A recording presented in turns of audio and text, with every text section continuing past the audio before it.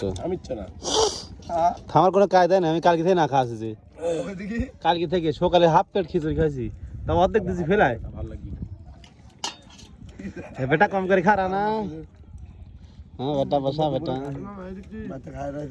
এটা কি কিসের রান্না রে? অত বড় দেখি ভাই কি স্বাদ? সেই স্বাদ লাগছে। শিল্পী তুমি একটা গান গাও তো শিল্পী। কনসার্ট আছে এখানে, কি কনসার্ট আছে? হ্যাঁ নৌকার উপরে কনসার্ট আজকে। তাই ভাই আপনি কিছু বলেন, আপনার কিছু সাদা মাদা পানি আছে নাকি? সব হবে, সাদা পানি, গাঁদা পাতা সব। আমার দিকে গেলি না গেলি কত বড়। তুমি কিছু ডায়লগ মারো।